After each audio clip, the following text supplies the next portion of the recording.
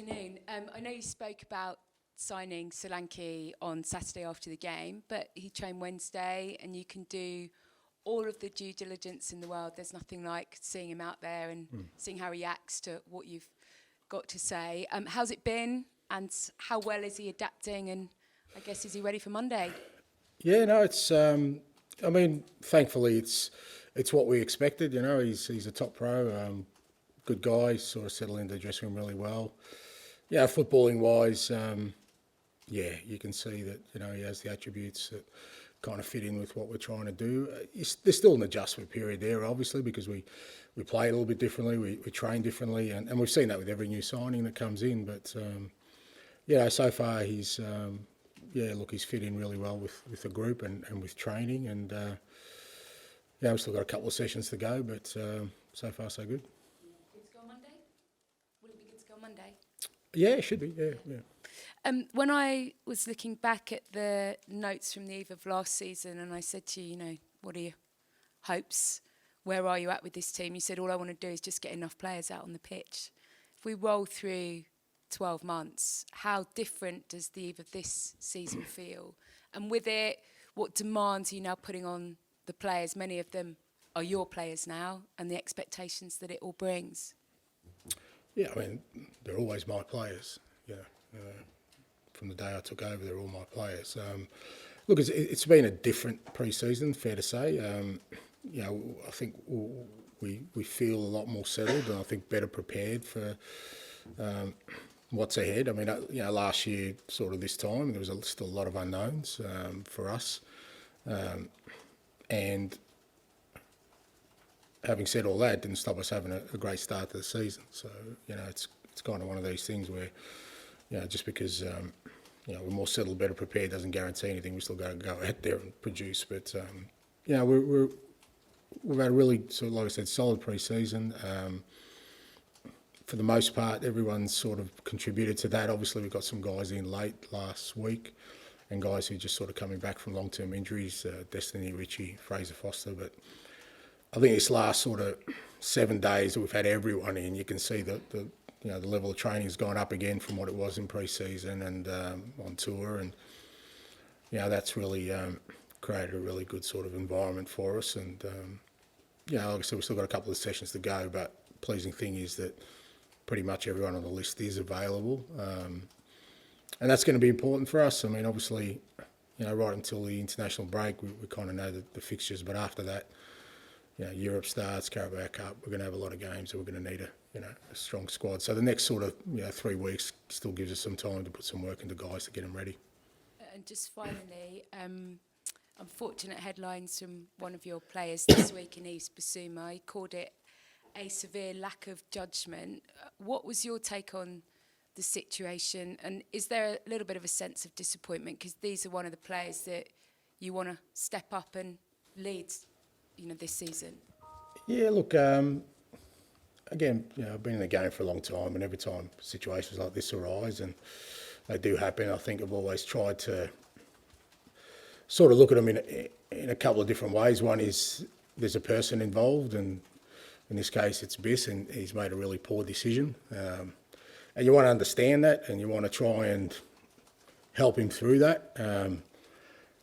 And as a club, what we can do to make sure he doesn't make those kind of choices and decisions in the future.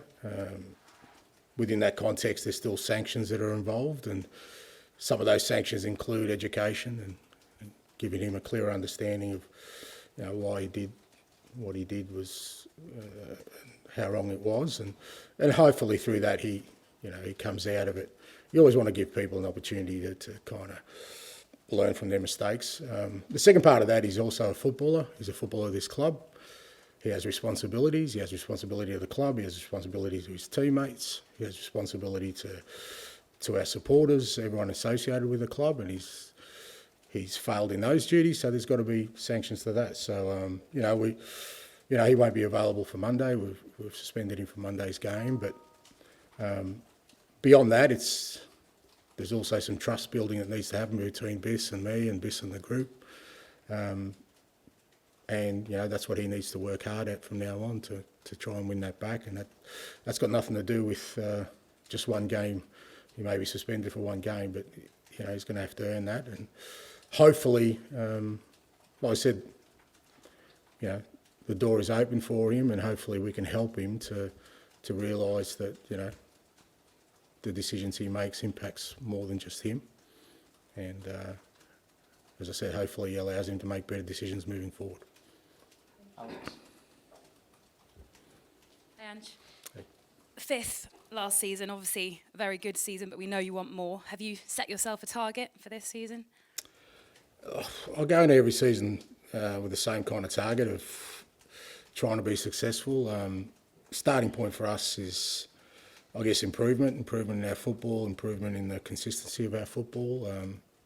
As you said, we had a decent season last year. We certainly, you know, improved on the season before just on results alone. But obviously we changed the football, and you know, we had some really good moments, some moments when you know, we had to work really hard to get results, and you know, probably the back end of the season was pretty disappointing for us. So there's a lot in there, but for us, if we can get improvement on that and more consistency, I think gives us an opportunity and a platform to try and achieve something, which is, you know, what you're going to every season trying to do. Leicester, away from home Monday to start the season. Did you see much of them last season, and what kind of game are you expecting? Yeah, I saw a fair bit of them. You know, Enzo did a fantastic job with them. I kind of knew he'd sort of get them playing a you know, fairly you know, attractive kind of football, so you always kind of look to those kind of teams anyway. And I thought, you know, they did really well to bounce back, straight back up.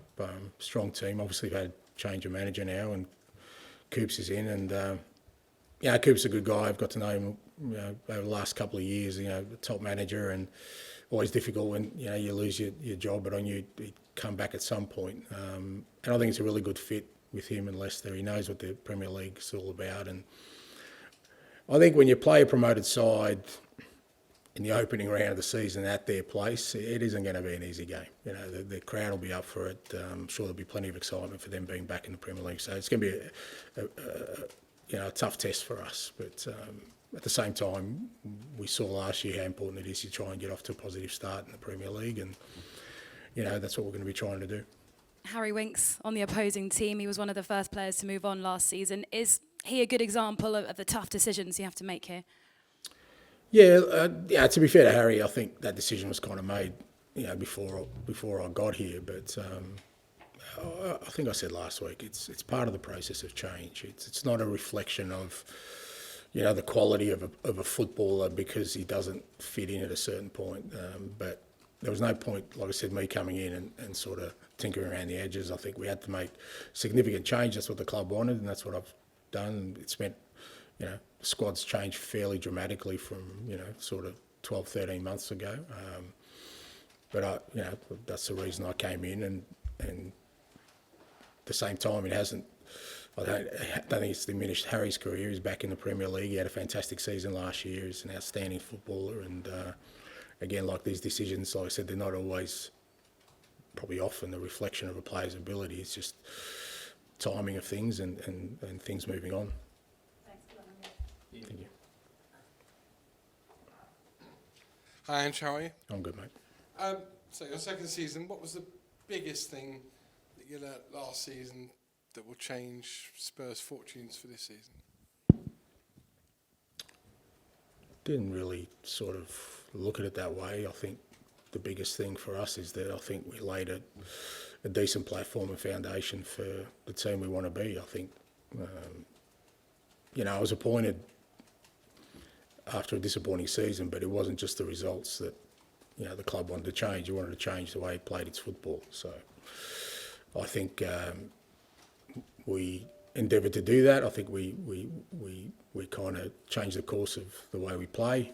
So that's given us a platform now to hopefully improve on that. And if we improve on what we did last year, as I said, it gives us a chance to have some success. I think VAR will be a big talking point again this season. You were out at the Euros doing a punditry work. In terms of what you saw with the semi-automated offsides working, what is your view on that? It seems that we're not going to get the in-stadium miking up of the referees. Is that a backward step for you, or are you glad we're not hearing from them?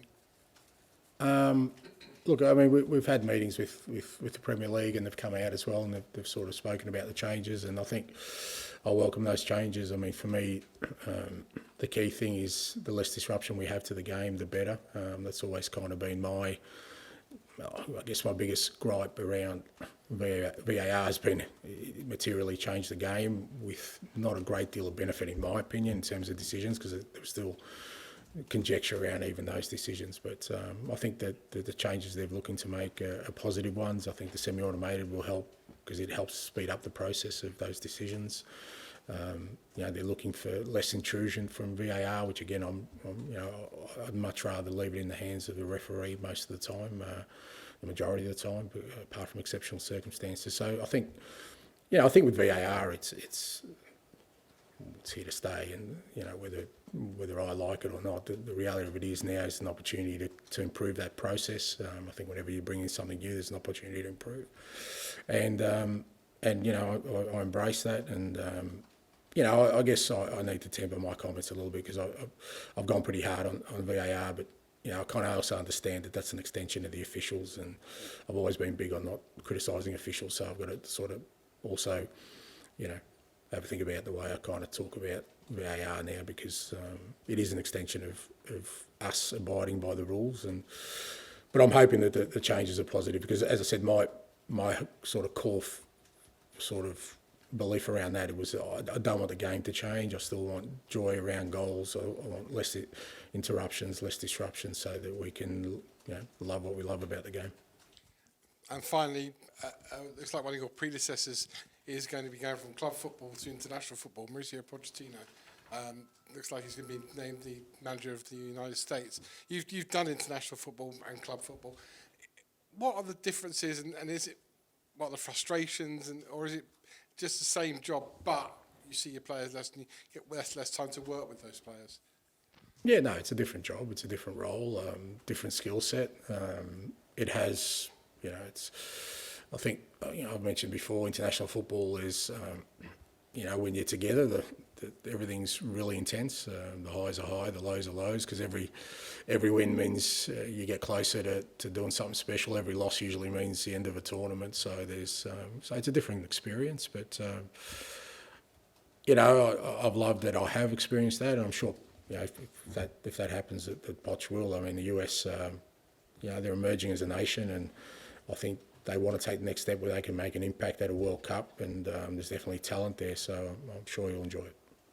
Hi, Ange. I was just listening to what you were saying, and you were saying that you feel very settled going into the new season, and the pre-season was positive. I just wanted to sort of go into that a bit more and say, what are you looking for from the end of the transfer window? Will that be an unsettling factor, or do you think it might be an exciting end for Tottenham?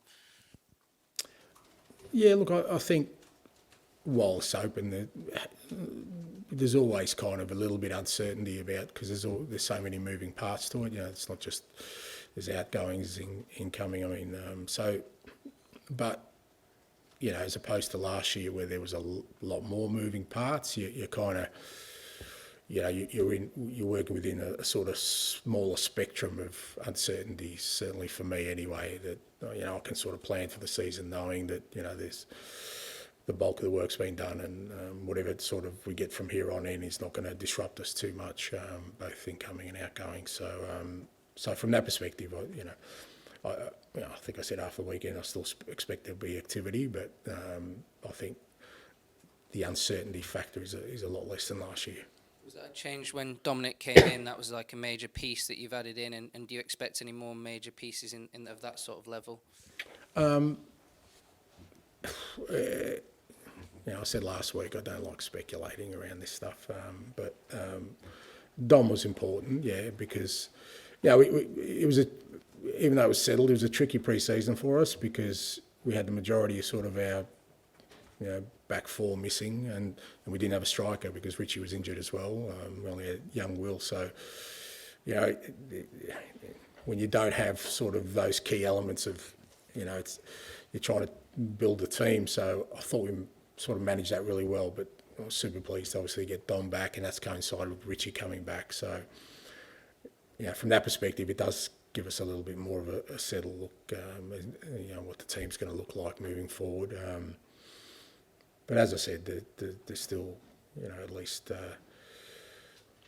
2 press conferences before the window shuts, mate. So we'll still be talking. That's how I count them, by the way. You mentioned Richie there. How is he, and how are the injuries in general? You kind of leading on from that. Yeah, Richie's good. Obviously, he hasn't played at all, so that's the match minutes. We're going to have to try and get that into him over the next few weeks. But he's trained fully. He doesn't feel any effects of the injury, which is really positive for us. And as I said, everyone else is in a really good place. Obviously a few of the guys came in later last week, but even those guys, I think it's probably benefiting us playing on Monday. Still another couple of sessions. We had a really sort of strong session today for a Thursday. If we were playing Saturday, nowhere near as strong as we did, so we could put some really meaningful work into the guys today. So I think having the Monday game helps us, so that, I think most of our guys should be in decent shape come Monday.